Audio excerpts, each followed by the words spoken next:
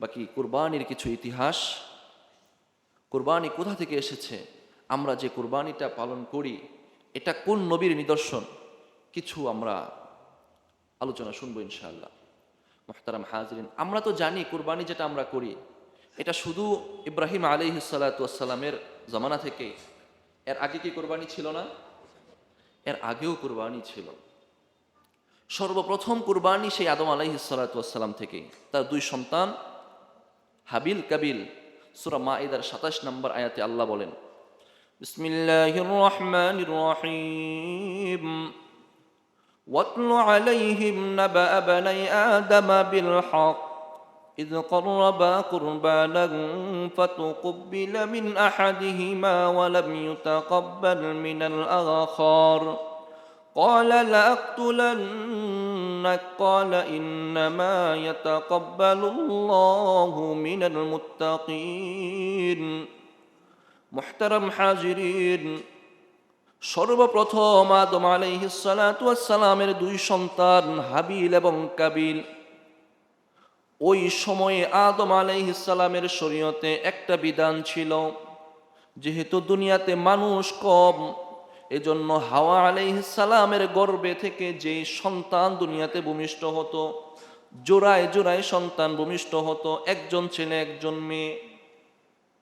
একসাথে দুই সন্তান দুনিয়াতে আসতো, একজন ছেলে হতো একজন মেয়ে। আবার পরের বার যেই ছেলে হতো যেই মেয়ে হতো, এক পিরিয়ডের সাথে আরেক পিরিয়ডের ছেলে মেয়ের বিবাহ জায়েজ ছিল, ভাই বোনের বিবাহ জায়েজ ছিল। এজন্য আদম আলাইহিস সালামের দুই সন্তান হাবিল এবং কাবিল, হাবিলের সাথে এক মেয়ে হয়েছে, কাবিলের সাথে আর একটা মেয়ে হয়েছে। হাবিলের সাথে যেই মেয়ে হয়েছে সেই মেয়ের নাম ছিল ইকরিমা, আর কাবিলের সাথে যেই মেয়ে হয়েছে সেই মেয়ের নাম ছিল লিউজা। এখন সমস্যা এক জায়গায়, হাবিল তার সাথে যে মেয়েটা হয়েছে সেই মেয়েটা ছিল অনেক সুন্দরী সুশ্রী, কাবিলের সাথে যেই মেয়েটা হয়েছে সেই মেয়েটা ছিল কুশ্রী কালো। এবার কাবিল চিন্তা করলো, আমার সাথে যেই মেয়েটা যেই বোনটা হয়েছে সে তো সুন্দর, এখন আমি যদি অপরটার সাথে বিয়ে করি কুশ্রী, এটা আমি মেনে নিতে পারি না। কাবিলকে তো এখন বাধ্য হয়ে হাবিলের সাথে যে বোন হয়েছে তাকে বিবাহ করতে হবে। সে এবার বলল, আমি এই আইন মানি না। আদম আলাইহিস সালাম তাদেরকে বুঝালেন, দেখো আল্লাহর বিধান তোমরা মেনে নাও। তারা হাবিল মেনে নিল কিন্তু কাবিল মেনে নেয় না।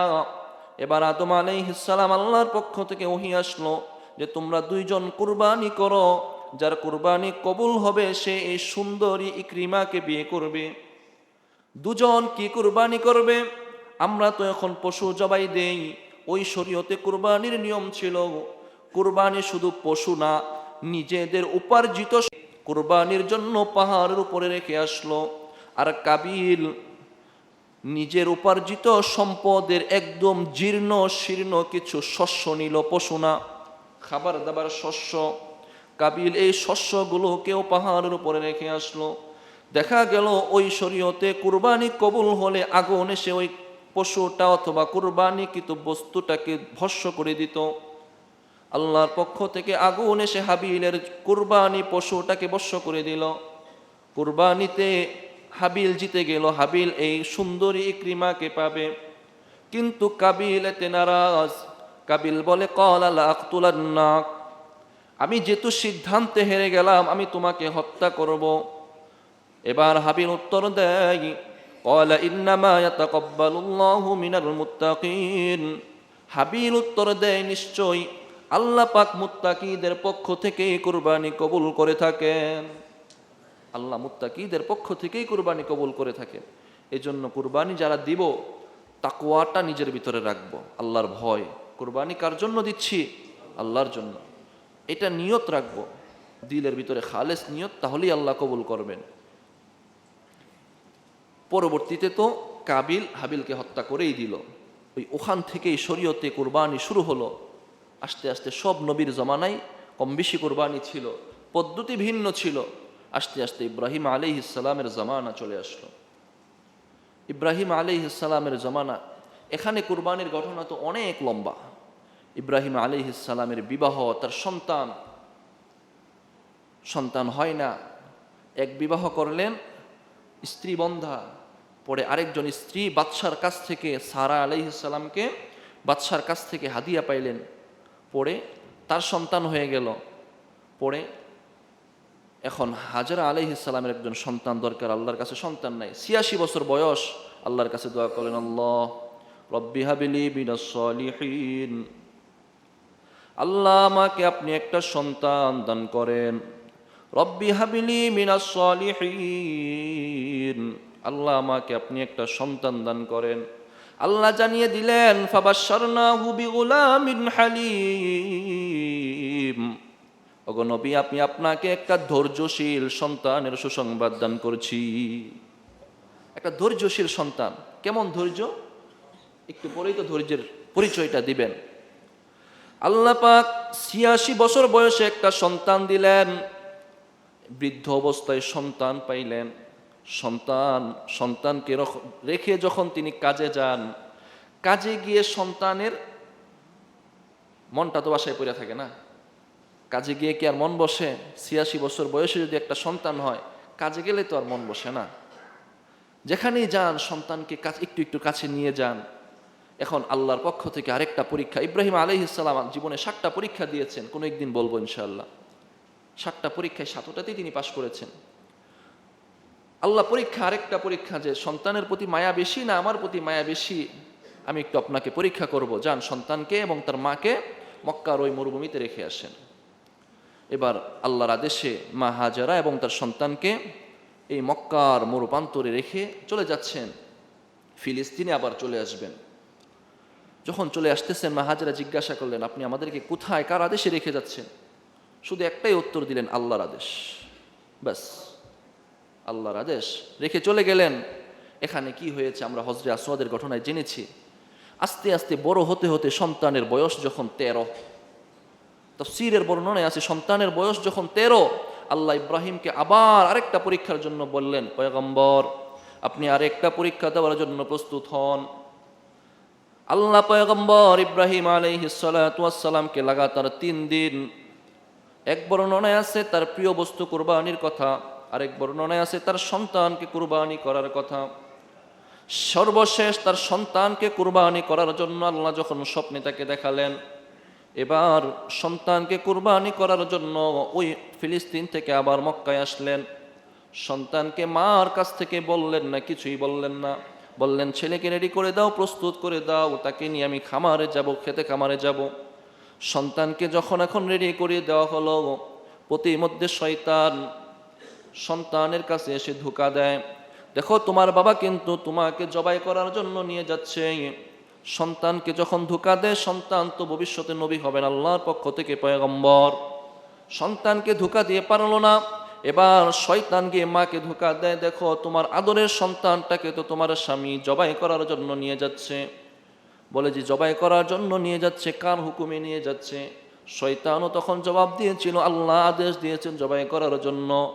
মা সহসায় উত্তর দিল, যদি আল্লাহর পক্ষ থেকে সন্তানকে জবাই করার জন্য বাবা আদিষ্ট হয়ে থাকে, তাহলে আমি মা এতে নাক গলানোর কিছু রাখি না।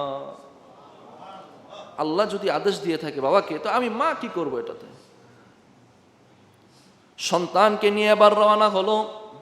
কিছু দূর যাওয়ার পর সন্তানকে বাবা তার মনের কথাটা ব্যক্ত করলো, যে আমি তোমাকে জবাই করার জন্য, এমন কিছুই প্রথমে বলে নাই।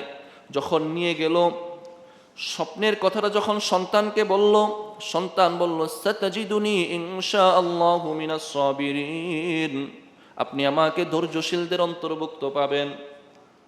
সন্তান, প্রথমেই বলেছি আল্লাহ তাকে ধৈর্যশীল সন্তানের সুসংবাদ দান করেছিলেন। এবার দেখবেন সন্তান কতটা ধৈর্যের পরীক্ষা দিয়েছেন। সংক্ষেপে বলতেছি, সন্তানকে যখন জবাই করার জন্য শোয়ানো হলো, ছোট্ট 13 বছরের বাচ্চা মাত্র, সে বাবাকে ডেকে বলে, বাবা আপনি যখন আমাকে শোয়াবেন, 5টা আমার শর্ত আছে, ছোট ছোট 5টা শর্ত। 1 নাম্বার, আমার হাত পা গুলো ভালো করে বেঁধে নিবেন। যখন জবাই করবেন, আমি যদি হাত পা নাড়াচড়া করি, আপনার জবাই করতে কষ্ট হতে পারে। 2 নাম্বার, আমার কাপড় চোপড়গুলো খুলে নিবেন। আমার কাপড় চোপড়ে যদি রক্ত ভরে যায়, ওই রক্ত যদি আমার মা দেখে, আমার মা কষ্ট পেতে পারেন। আমি দেখেছি আপনি যখন ছিলেন না আমার মা আমার জন্য কত কষ্ট করেছে। 3 নাম্বার, আপনি যখন ছুরিটা চালাবেন, চালানোর আগে ছুরিটা ভালো করে ধার দিয়ে নিবেন। 4 নাম্বার, আপনি যখন আমাকে ছুরি চালাবেন আমার চক্ষু আপনার চক্ষু দুটা ভালো করে বেঁধে নিবেন। চক্ষু দুইটা যদি ভালো করে বেঁধে না নেন, আপনি পিতা আমি সন্তান, দুই চক্ষের মিলন যদি হয়ে যায়, মায়ায় আপনিও আমাকে জড়িয়ে ধরতে পারেন, আমিও আপনাকে জড়িয়ে ধরতে পারি। এজন্য আমার চোখটা বেঁধে নিবেন যেন দেখতে না পারি, মায়া যেন কম হয়। যদি মায়া হয় আল্লাহর আদেশ থেকে তো আপনি দূরে সরে যাবেন। 5 নাম্বার, আমার কাঠটাকে একটু নিচু করে নিবেন যেন আপনার কষ্ট কম হয়, যেন আপনার কষ্ট কম হয়। কি সন্তান! এবার সন্তানকে শুইয়ে বাবা ছুরি চালাচ্ছেন। তাফসীরের বর্ণনায় আছে আল্লাহ পাক রব্বুল আলামিন এই ধারালো ছুরিটার নিচের মধ্যে তামার গ্লাস লাগিয়ে দিয়েছেন। ছুরি যত ধার হোক না কেন সন্তান ইসমাইলের গলা কাটবে না, গলা কাটে না। ছুরি যতই চালায় গলা কাটে না। এবার একবার ব্যর্থ হয়ে ছুরিটাকে ঢিল দিয়ে ফেলে দিল, যে পাথরের উপর পড়লো সেই পাথরটা 2 টুকরা হয়ে গেল। এত ধারালো ছুরি, তারপরও সন্তানের গলা কাটে না। তাফসীরের বর্ণনায় আছে পৃথিবীর ইতিহাসে 2 বার আসমান জমিন সব কিছু কেঁদেছিল। 2 বার সব কিছু কেঁদেছিল। একবার হলো তায়েফের ময়দানে যখন আমার নবী রক্তাক্ত হয়েছেন, ওই দিন আসমান জমিন গাছপালা সব কিছু কেঁদে কেঁদে আল্লাহর কাছে বলেছিল, আল্লাহ আপনার পয়গম্বরকে মক্কার কাফেররা এত কষ্ট দিতেছে, আপনি আপনার হাবিবকে একটু সবর ধৈর্যের সাথে উত্তীর্ণ করেন।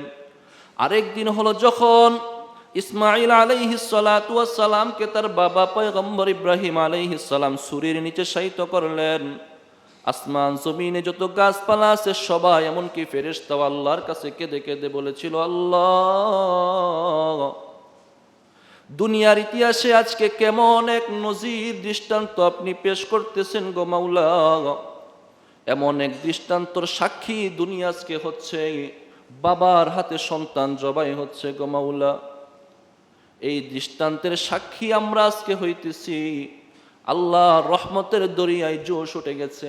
আল্লাহ জিব্রাইলকে পাঠিয়ে দিলেন, জিব্রাইল যাও জান্নাত থেকে একটা দুম্বা নিয়ে যাও। আল্লাহ পাক রব্বুল আলামিন জান্নাত থেকে জিব্রাইলের মাধ্যমে দুম্বা একটা পাঠিয়ে দিলেন। ইসমাইলকে শুইয়ে দুম্বাটা নিচে রেখে দিলেন। ইব্রাহিম আলাইহিস সালাতু ওয়াস সালাম বললেন, আল্লাহু আকবার, আল্লাহু আকবার। ইসমাইল নিচে শুয়ে থেকে পড়লেন, লা ইলাহা ইল্লাল্লাহু, আল্লাহু আকবার। এবারে জিব্রাইল উত্তর দেয়, ওয়ালা ইলাহা ইল্লাল্লাহু, আল্লাহু আকবার। তাকবীর বলা হলো, ছুরিও চলা হলো, রক্তের একটা ফিনকি উঠে ইব্রাহিম আলাইহিস সালামের চেহারায় লাগলো। ইব্রাহিম আলাইহিস সালাতু ওয়াস সালাম ভাবলেন আমার কুরবানি হয়তো জবাই হয়েছে, আলহামদুলিল্লাহ পাঠ করলেন। কিন্তু চোখটা খুলে দেখেন সন্তান পাশে দাঁড়ানো, কিন্তু আল্লাহর পক্ষ থেকে একটা দুম্বা কুরবানি হয়ে গেছে। আল্লাহ এই কুরবানির একটা নজির পেশ করে দিলেন, একটা পরীক্ষা মাত্র। কুরবানিটা আমাদের পক্ষ থেকে একটা তাকওয়ার পরীক্ষা। আমরা সেই পরীক্ষায় আজকে কে কতটুকু উত্তীর্ণ হতে পারি। এই জন্য কুরবানি যারা দেব, কুরবানি যারা করব, তাকওয়াটা রাখবো। লোক দেখানোর জন্য না, একমাত্র আল্লাহর জন্য কুরবানি করব। আমরা সবাই একমাত্র কার জন্য কুরবানি করব? আল্লাহর জন্য। মুহতারাম হাজিরিন, এই হলো 10 দিন। 10 দিনের মধ্যে শেষ 2 দিন ইনশাআল্লাহ কুরবানি সম্পর্কে সামনে আরও 1 সপ্তাহ আছে। ওই দিন মাসলা মাসের আরও বিস্তারিত জানতে পারবো ইনশাআল্লাহ। এই 10 দিনে কালকে থেকে বা এর পরের দিন থেকে যেই মাসটা শুরু হচ্ছে, 10 দিনে আমল গত সপ্তাহে আমি আপনাদেরকে বলেছি, আজকেও সংক্ষেপে আমি আপনাদেরকে বলে দেই। আজকেই শেষ দিন অথবা কালকে, এর আগেই আমরা যারা চুল, নখ, অবাঞ্ছিত পশম কেটে ফেলবো, এই কালকের আগেই কেটে ফেলবো। আল্লাহর হাবিব সাল্লাল্লাহু আলাইহি ওয়াসাল্লাম হাদিসের মধ্যে এই 10 দিন কাটতে নিষেধ করেছেন। যারা কুরবানি করব তারাও, যারা করব না তারাও। 2 নাম্বার, এই 9 দিন রোজা রাখবো। কি ফজিলত আমি শুরুতে আপনাদেরকে বলেছি। এই 9 দিন একদম কালকে থেকে বা 1 তারিখ যেদিন চাঁদ উঠবে ওই দিন সাহারি করব। যেদিন চাঁদ উঠবে ওই দিন সাহারি করব, ওই দিন থেকে নিয়ে কোরবানির আগ পর্যন্ত 9 দিন রোজা রাখবো। বিশেষ করে আরাফার দিনে রোজা রাখবো। আর এই 9 দিন আমরা তাকবীর পাঠ করবো, আল্লাহু আকবার, আল্লাহু আকবার, লা ইলাহা ইল্লাল্লাহ, আল্লাহু আকবার, আল্লাহু আকবার, ওয়ালিল্লাহিল হামদ। এই তাকবীরটা আমরা 9 দিন পাঠ করব। আমরা তো মনে করি আইয়ামে তাশরিকের 3 দিন শুধু, ওই 3 দিন তো ওয়াজিব, বিশেষ 3 দিন। বাকি এই 9 দিনের ব্যাপারে পৃথক পৃথক হাদিসের মধ্যে কথা আসছে। এজন্য আমরা এই 9 দিন পাঠ করার চেষ্টা করব। আর আইয়ামে তাশরিকের 3 দিন তো করবই। তারপর 9 জিলহজের রোজা রাখবো।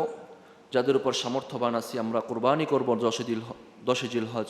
তারপর যারা হজের জন্য গিয়েছে আমরা তারা তো হজ পালন করব। আল্লাহ আমাদেরকে এই আমলগুলোকে সহিভাবে বুঝে করার তৌফিক দান করে। বিসমিল্লাহির রহমানির রহিম। والفجر وليال عشر والشفع والوتر। আল্লাহ পাক রব্বুল আলামিন সূরা ফজরের মধ্যে কসম করতেছেন, ওয়াল ফজর, আল্লাহ ফজরের কসম করতেছেন, সময়ের কসম। সময় অনেক দামি জিনিস, আল্লাহ এর জন্য প্রথমেই ফজরের কসম করেছেন। তারপর আল্লাহ কসম করতেছেন ওয়ালায়ালিন আশর, 10 রাতের কসম আল্লাহ করেছেন। ওই 10 রাত কোন রাত? রাইসুল মুফাসসিরিন হযরত আব্দুল্লাহ ইবনে আব্বাস রাদিয়াল্লাহু তাআলা আনহুমা বলেন, ওই 10 রাত দ্বারা আল্লাহ তাআলার মাকসাদ উদ্দেশ্য হলো জিলহজের প্রথম 10 রাত, জিলহজের 1 তারিখ থেকে নিয়ে 10 তারিখ কুরবানির দিন পর্যন্ত আল্লাহ এই 10 রাতের কসম করেছেন। তারপর আল্লাহ বলেন ওয়াশ-শাফঈ ওয়াল-ওয়াতর। শাফউন শব্দের অর্থ হলো জোর। অঙ্কে গণনায় আমরা যে জোর বিজোর করি, শাফউন শব্দের অর্থ হলো জোর। ওয়াশ-শাফঈ ওয়াল-ওয়াতর, ওয়াতরুন শব্দের অর্থ হলো বেজোর। এখানে জোর বেজোর দ্বারা আল্লাহর কি উদ্দেশ্য? শাফউন জোর দ্বারা উদ্দেশ্য হলো জিলহজের 10 তারিখ জোর সংখ্যা, যেটা কুরবানির দিন। আল্লাহ এই কুরবানির দিন জোর সংখ্যার কসম করেছেন। ওয়াল ওয়াতর বেজোর, 9 তারিখ আরাফার দিন 9 বেজোর সংখ্যা, এই জন্য আল্লাহ বেজোরের কসম করেছেন। আল্লাহ কত সুন্দর করে কসম করতেছেন। আমরা যে জোর বিজোর করি, আপনি কি মনে করতেছেন জোর বিজোর একজন বানাইছে? না, এটা আল্লাহর পক্ষ থেকে। আল্লাহর পক্ষ থেকে আল্লাহ কুরআনে বলে দিয়েছেন ওয়াশাফ, জোর। জোর মানে 10। আমরা যে 2, 4, 6, 8, 10 এগুলো জোর সংখ্যা না, অঙ্কের গণনা এগুলো জোর সংখ্যা। আল্লাহর পক্ষ থেকে এগুলো আল্লাহ কুরআনে এগুলো জানাইছে। কুরআন থেকে এগুলো রিচার্জ করে বের করেছে ওরা, এমনি এমনি আসে না। তারপরে ওয়াল ওয়াতর বেজোর, বেজোর মানে 9 তারিখ। অঙ্ক আগে আসছে না কুরআন আগে আসছে? অবশ্যই আল্লাহর কুরআন আগে আসছে। এই যে ব্যাকরণ, আরবির ব্যাকরণ বলে কি? ব্যাকরণ আরবি কোরআন থেকে নিয়েছে। এখন যখন কোনো ব্যাকরণ কোরআনের বিপরীতে চলে যায়, তখন বলে যে এটা খেলাফে কিয়াস। আরবি পরিভাষা খেলাফে কিয়াস মানে এটা কায়দা এটাই, নিয়ম এটাই, কিন্তু কোরআনে যেহেতু ভিন্নতা আসছে, ভিন্নতাই ঠিক, ভিন্নতাই ঠিক। এই জন্য বলতেছিলাম আল্লাহ কসম করেছেন, এই 10 রাতের কসম করেছেন। এর মধ্যে নির্ধারিত 2টা দিন জোর সংখ্যায় ইয়াউমুন নহর কুরবানির দিন, বেজোর সংখ্যায় ইয়াউমুল আরাফা হজের দিন। এই 2 দিনও আল্লাহ কসম করেছে। কত দামি দিন আল্লাহর কাছে এই 10 দিন। আল্লাহ এই দিনের কসম করেছে। হাদিসের মধ্যে আল্লাহর হাবিব সাল্লাল্লাহু আলাইহি ওয়াসাল্লাম ফরমান, এই 10টা দিন, 10টা রাত, এই 10 সংখ্যা দুনিয়াতে যত দিন আছে, বছরে 365 দিন, 365 দিনের মধ্যে 10টা রাত আল্লাহর কাছে সবচেয়ে দামি।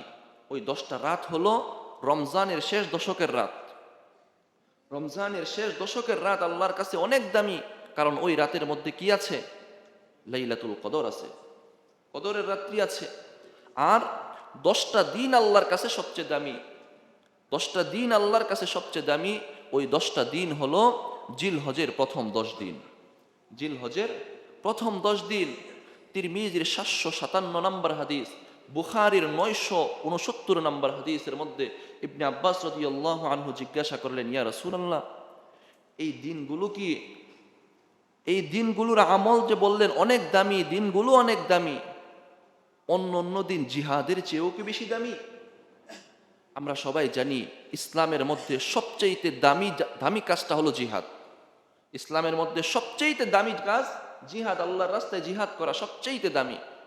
সাহাবায়ে কেরাম জিজ্ঞাসা করলেন, ইয়া রাসূলুল্লাহ, ওয়ালাল জিহাদু ফি সাবিলিল্লাহ, আল্লাহর রাস্তায় জিহাদও কি এর চেয়ে দামি না? এই 10 দিনের ইবাদতের চেয়ে কি জিহাদও দামি না? আল্লাহর হাবিব সাল্লাল্লাহু আলাইহি ওয়াসাল্লাম বললেন, ওয়ালাল জিহাদু ফি সাবিলিল্লাহ, এই 10 দিনের চেয়ে জিহাদও আল্লাহর কাছে দামি না। মানে এই 10 দিনের আমল কেউ যদি আল্লাহর রাস্তায় গিয়ে জিহাদ করে ফিরে আসে, তার চেয়েও বেশি সওয়াব এই 10 দিনের আমলের মধ্যে। তবে কেউ যদি আল্লাহর রাস্তায় জিহাদে বের হয় নিজের জান মাল নিয়ে, খরাজা বিনাফসিহি ওয়া মালিহি ওয়া লাম ইয়ারজি', জান মাল নিয়ে বের হয়েছে কিন্তু জান নিয়েও ফিরে আসতে পারে নাই, সম্পদ নিয়েও ফিরে আসতে পারে নাই, মানে আল্লাহর রাস্তায় শহীদ হয়ে গেছে, তার মর্যাদা বেশি, তার মর্যাদা বেশি। যদি ফিরে আসে এমন জিহাদকারীর চেয়েও এই 10 দিনের আমল আল্লাহর কাছে অনেক বেশি। তিরমিজির তার পরের হাদিসের মধ্যে আল্লাহর হাবিব সাল্লাল্লাহু আলাইহি ওয়াসাল্লাম কি ফরমান, আবু হুরায়রা রাদিয়াল্লাহু আনহু বলেন যে এই 10 দিনের আমল, প্রতিদিনের আমলের সওয়াব আল্লাহর কাছে কত বেশি।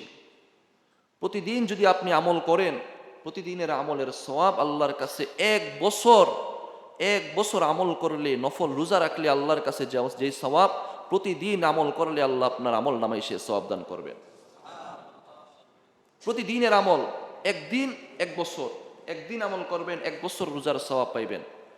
আর রাতের বেলায় আমল, এই 10 দিন রাত্রির বেলা যদি আপনি আমল করেন, রাত্রির বেলা যদি আপনি নফল নামাজ পড়েন, জিকির আজকার করেন, তাসবিহ তাহলিল পাঠ করেন, প্রতি রাত্রের আমল আপনি শবে কদরের রাত্রে আমল করলে যে সওয়াব, প্রতি রাত্রে আমল করলে আপনি আল্লাহ পাক আপনার আমল নামায় সে সওয়াব দান করবেন।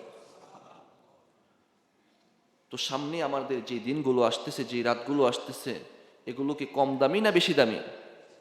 নিঃসন্দেহে অনেক দামি রাত্রগুলো আসতেছে। 1 থেকে নিয়ে 10 তারিখ পর্যন্ত প্রত্যেকটা দিনই আল্লাহর কাছে দামি। হাদিস থেকে জানলাম, কোরআন থেকেও জানলাম, আমলগুলো, এই দিনগুলো আল্লাহর কাছে দামি। তবে ওই দিনগুলোর মধ্যে সবচেয়ে দামি দিন হলো 9 তারিখ আরাফা, 9 তারিখ আরাফা, তারপর হলো 10 তারিখ কুরবানি। মুহতারাম হাজিরিন, এই 9 তারিখ আরাফারও বিশেষ অনেক ফজিলত আছে। এই যে 9 তারিখ আরাফা, এটাকে আরাফাকে কেন আরাফা বলে? 9 তারিখ আরাফার দিন, আরাফাকে আরাফা কেন বলা হয়? হাদিস শরীফে আল্লাহর হাবিব সাল্লাল্লাহু আলাইহি ওয়াসাল্লাম ফরমান, দুনিয়াতে যখন আল্লাহ পাক রব্বুল আলামিন আদম আলাইহিস সালাম এবং মা হাওয়া আলাইহিস সালামকে দুনিয়াতে পাঠান, ওনাদের 2 জনের সাক্ষাৎ এই আরাফার ময়দানে হয়েছে। আরাফার ময়দানে, আরাফা আল উরফুন থেকে, উরফুন শব্দের অর্থ হলো পরিচিত হওয়া, চেনা, একজন আরেকজনকে চেনা জানা। তো যেহেতু 2 জন 2 জনকে ওই জায়গাটাই চিনেছেন, এজন্য এটা নাম হয়ে গেছে আরাফা। একটা ব্যাখ্যা। আরেকটা ব্যাখ্যায় তাফসীরের মধ্যে আছে যে ইব্রাহিম আলাইহিস সালাতু ওয়াস সালাম যখন মা হাজারা আলাইহিস সালামকে এখানে রেখে যান, যাওয়ার সময় এই উপত্যকাটা যখন অতিক্রম করেন, জিবরাইল আমিন ইব্রাহিম আলাইহিস সালামের কাছে এসে এটা দেখিয়ে বলেছিলেন, হাল আরাফতা, আপনি কি এটা চিনেছেন? ইব্রাহিম আলাইহিস সালাতু ওয়াস সালাম বললেন যে আমি চিনেছি, কিন্তু আপনি যদি ব্যাখ্যা করে দেন। তখন ইব্রাহিম আলাইহিস সালামকে ওই আদম আলাইহিস সালাম এবং হাওয়া আলাইহিস সালাম 2 জন এখানে যে পরিচিত হয়েছিলেন, এটা ব্যক্ত করেছে যে উনাকে ওই জায়গাটা পরিচিত করা হয়েছে, চেনানো হয়েছে, এজন্য এটার নাম আরাফা। 3 নম্বর আরেকটা ব্যাখ্যা আছে যে দুনিয়ার সকল মানুষ একই দিনে ওই জায়গায় উপস্থিত হয়, হাজী সাহেবরা উপস্থিত হয়, একজন একজনের সাথে পরিচিত হয়, এজন্য এটার নাম আরাফা। এই আরাফা, এই দামি জিনিস, এই দিনটা আল্লাহর কাছে সবচেয়ে প্রিয় একটা দিন, আল্লাহর কাছে সবচেয়ে প্রিয় দিন। সহিহ ইবনে হিব্বানের 3853 নম্বর হাদিসের মধ্যে আল্লাহর হাবিব সাল্লাল্লাহু আলাইহি ওয়াসাল্লাম ফরমান, قال النبي صلى الله عليه وآله وسلم মা মিন ইয়াউমিন আফদালু ইনদাল্লাহি মিন ইয়াউমি আরাফা। আল্লাহর হাবিব সাল্লাল্লাহু আলাইহি ওয়াসাল্লাম ফরমান, মা মিন ইয়াউমিন আফদালু ইনদাল্লাহ, আল্লাহর কাছে সবচাইতে পছন্দনীয় দিন হলো মিন ইয়াউমি আরাফা, আরাফা 9 জিলহজের দিন। আল্লাহর কাছে সবচাইতে পছন্দনীয় দিন হলো আরাফার দিন। আল্লাহর কাছে পছন্দনীয় হওয়ার অনেকগুলো কারণ। এক নাম্বার, আল্লাহ যে আমাদের জন্য ইসলামটাকে পরিপূর্ণ ধর্ম হিসাবে প্রেরণ করেছেন। আল্লাহ সূরা মায়েদার 3 নম্বর আয়াতে আল্লাহ এই ইসলামটাকে পরিপূর্ণ ধর্মের ঘোষণা দিয়েছেন। আল্লাহ বলেন, আল ইয়াউমা আকমালতু লাকুম দীনাকুম ওয়া আতমামতু আলাইকুম নি'মাতি ওয়া রাদিতু লাকুমুল ইসলাম দীনা। আল্লাহ বলেন, আল ইয়াউমা আকমালতু লাকুম দীনাকুম, আমি তোমাদের জন্য তোমাদের ধর্মকে পরিপূর্ণ করে পাঠিয়েছি, পরিপূর্ণ করে দিয়েছি। ওয়া আতমামতু আলাইকুম নি'মাতি, আমি তোমাদের উপর আমার নিয়ামত পরিপূর্ণ করে দিয়েছি। আল্লাহর হাবিব সাল্লাল্লাহু আলাইহি ওয়াসাল্লামকে যখন প্রেরণ করেন, যখন নবুয়তি দিলেন, নবুয়তের মাধ্যমে ইসলামকে একে একে ইসলামের বিধানগুলো প্রেরণ করেছেন। যেদিন ইসলামের পরিপূর্ণ বিধান প্রেরণ করা হয়ে গেছে, আল্লাহ এই আয়াত জানিয়ে দিলেন, আল ইয়াউমা আকমালতু লাকুম দীনাকুম, আমি তোমাদের জন্য তোমাদের উপর ধর্মকে পরিপূর্ণ করে দিয়েছি। এক ইহুদি হযরত ওমর রাদিয়াল্লাহু আনহুকে প্রশ্ন করল, হে ভাই ওমর, তোমাদের কোরআনে এমন একটা আয়াত আছে, যে আয়াতটা যদি আমাদের ধর্মে নাজিল হতো তাহলে আমরা ওই দিনটাকে উৎসবের দিন বানাইতাম। ওই দিনটা, ওই আয়াতটা যদি আমাদের কিতাবের মধ্যে আসতো, যে দিন এই আয়াতটা নাজিল হতো, তা ওই দিনটাকে আমরা উৎসবের দিন বানাইতাম। ইহুদি বলল, তোমাদের ওই আয়াতটা হলো আল ইয়াউমা আকমালতু লাকুম দীনাকুম, তোমাদের ধর্মের পরিপূর্ণতার আয়াত। ওমর রাদিয়াল্লাহু আনহু বলেন, আমি এই আয়াতটা যেদিন নাজিল হয়েছে ওই দিন আমি আল্লাহর হাবিবের সাথে ছিলাম। আইনা নাযালাত ওয়া হিনা নাযালাত ওয়া কুনতু মা'আন নবী সাল্লাল্লাহু আলাইহি ওয়াসাল্লাম হিনা উনজিলাত হাযিহিল আয়া। ওমর রাদিয়াল্লাহু আনহু বলেন, এই আয়াতটা যেদিন নাজিল হয় আমি রাসূলের সাথে ছিলাম। এই আয়াতটা আরাফার দিন নাজিল হয়। মুহতারাম হাজিরিন, আল্লাহ পাক রব্বুল আলামিন আরাফার দিন 9 জিলহজ আমাদের জন্য এই ইসলামের পরিপূর্ণতার ঘোষণা দেন। অনেক দামি জিনিস, ইসলামটা পরিপূর্ণ হয়েছে এই দিনে। আল্লাহ এই ঘোষণা এই দিনে দিয়েছে। এই দিনে আল্লাহ ইসলাম পরিপূর্ণতার ঘোষণা দিয়েছেন। এই দিন অনেক দামি হওয়ার 1 নাম্বার কারণ। 2 নাম্বার কারণ হলো, আম্মা জান আয়েশা সিদ্দিকা রাদিয়াল্লাহু আনহা বলেন, আল্লাহর হাবিব সাল্লাল্লাহু আলাইহি ওয়াসাল্লাম ফরমান, আল্লাহ পাক রব্বুল আলামিন তার গুনাহগার বান্দাবান্দীদেরকে জাহান্নাম থেকে মুক্তি দেন। আমরা জানি রমজানের প্রতি রাতে মুক্তি দেন, শবে কদরের রাতে মুক্তি দেন, বিশেষ রজনীগুলোতে মুক্তি দেন। আম্মা জান আয়েশা বলেন, আল্লাহর হাবিব সাল্লাল্লাহু আলাইহি ওয়াসাল্লাম ফরমান, আল্লাহ পাক যে বান্দাদেরকে মুক্তি দেন, সবচেয়ে বেশি জাহান্নাম থেকে আল্লাহ বান্দাবান্দীদেরকে মুক্তি দেন এই আরাফার দিন। এই আরাফার দিন আল্লাহ তার বান্দাবান্দীদেরকে সবচাইতে বেশি জাহান্নাম থেকে মুক্তি দেন। মুসলিমের 3179 নম্বর হাদিসের মধ্যে সাঈদ ইবনুল মুসাইয়্যিব রাহিমাহুল্লাহ আম্মা জান আয়েশা থেকে বর্ণনা করেন, عن سعيد بن المسيب رحمه الله تعالى عن عائشة قالت قال النبي صلى الله عليه وسلم ما من يوم أكثر من أن يعتق الله عبدا من النار من يوم عرفة. أما ذن عائشة صديق رضي الله تعالى عنها বলেন, আল্লাহর হাবিব সাল্লাল্লাহু আলাইহি ওয়াসাল্লাম ফরমান, আল্লাহ পাক রব্বুল আলামিন এই আরাফার দিন যত মানুষকে মুক্তি দেন জাহান্নাম থেকে, অন্য কোনো দিন এর চাইতে বেশি জাহান্নাম থেকে মুক্তি দেন না। মানে আরাফার দিন আল্লাহ অসংখ্য অগণিত মানুষকে জাহান্নাম থেকে মুক্তি দেন, অসংখ্য জাহান্নাম থেকে মুক্তি দেন ওই দিন। এই জন্য ওই দিন বেশি বেশি দোয়া করা, নিজের আপনজন যদি দুনিয়া ছেড়ে চলে গিয়ে থাকে, তাদের জন্য দোয়া করা আল্লাহ যেন তাদেরকে জাহান্নাম থেকে বা আল্লাহ যেন তাদের জন্য জান্নাতের ফয়সালা করে দেন। 3 নাম্বার, ওই দিনের শ্রেষ্ঠত্ব হলো আল্লাহ ওই দিন বান্দা বান্দির গুনাহ মাফ করতে থাকেন।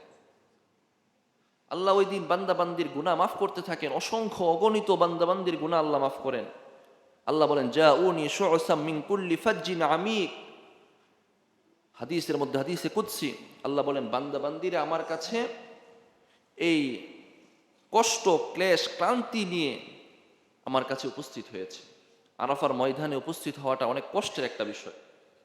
শক্তির খরচ হয়, ধুলিমলিন অবস্থায় আল্লাহ এইভাবে বলেন, এই ক্লান্তি নিয়ে আমার কাছে এসেছে। ইয়ারজুনা জান্নাতি, তারা আমার জান্নাত কামনা করে, তারা আমার জান্নাত কামনা করে। ফালাউ কানা যুনুবুকুম কাআদাদির রামাল, আল্লাহ বলেন যদি তাদের গুনাহগুলো মরুভূমির বালুর পরিমাণ হয়, কাআদাদির রামাল, মরুভূমির বালুর পরিমাণ হয়, আও কাকতরিল মাতর, অথবা বৃষ্টির ফোঁটা পরিমাণ হয়, তাহলেও আমি ওই বান্দা বান্দির গুনাহ খাতা মাফ করে দিব। মরুভূমির বালু, তারপর বৃষ্টির ফোঁটা পরিমাণ যদি গুনাহ হয়, আল্লাহ বলেন ওই গুনাহ খাতাও মাফ করে দিব। ওই দিন বেশি বেশি দোয়া করা। এই দিনের শ্রেষ্ঠত্বের মধ্যে আরো একটা শ্রেষ্ঠত্ব হলো, আমরা যে দুনিয়াতে আসার আগে আল্লাহ পাক রব্বুল আলামিন আদম আলাইহিস সালাতু ওয়াস সালামের থেকে দুনিয়ার আগত সমস্ত উম্মতদেরকে বের করেছিলেন। আখাযাল্লাহুল মিসাকা মিন না'মান ইয়ানি আরাফা, আল্লাহ বলেন যে আমি দুনিয়ার সমস্ত মানুষকে না'মান অর্থাৎ আরাফা, আরাফার হাদিসের শব্দ হলো আরেকটা শব্দ যে না'মান, না'মানের মধ্যে আমি সবাইকে উপস্থিত করেছিলাম। আরাফার ময়দানে আমরা সবাই উপস্থিত হয়েছিলাম। আল্লাহ সবাইকে, হাদিসের শব্দের মধ্যে আল্লাহ বলেন সবাইকে আমি কাযদাররি, পিপিলিকার মতো সবাই ছিল তখন, অবস্থাটা এমন। সবাইকে জিজ্ঞাসা করেছিলাম আলাস্তু বিরাব্বিকুম, আল্লাহ প্রশ্ন করেছিলেন আমি কি তোমাদের প্রভু নই? সবাই ওই দিন এক বাক্যে জবাব দিয়েছিলাম বালা, হ্যাঁ আপনি আমাদের প্রভু। দুনিয়াতে এসে না ভুলে গেলাম, দুনিয়াতে এসে ভুলে গিয়েছি, কিন্তু শ্রেষ্ঠত্ব বুঝাতে গিয়ে এই ময়দানে আল্লাহ দুনিয়ার সমস্ত মানুষদেরকে উপস্থিত করে আল্লাহ যে আমাদের রব, আল্লাহ যে আমাদের প্রভু, এর স্বীকারোক্তি আল্লাহ নিয়েছিলেন, আমরা স্বীকারোক্তি দিয়েছিলাম। মুহতারাম হাজিরিন, ওই আরাফার দিনটাই রোজা রাখা, ওই আরাফার দিন রোজা রাখা। এক হাদিসের মধ্যে আল্লাহর হাবিব সাল্লাল্লাহু আলাইহি ওয়াসাল্লাম ফরমান, আবু দাউদের 2425 নম্বর হাদিসে রাসূল বলেন যে আরাফার দিন রোজা রাখলে সিয়ামু ইয়াউমি আরাফা আহতাসিবু আলাল্লাহ আন ইউকাফিরা সানাতাল্লাতী ক্বাবলাহু ওয়া সানাতাল্লাতী বা'দা, যে আরাফার দিন রোজা রাখলে আল্লাহ পাক পিছনের 1 বছরের গুনাহও মাফ করে দেন, সামনের 1 বছরের গুনাহও মাফ করে দেন। পিছনের সামনে।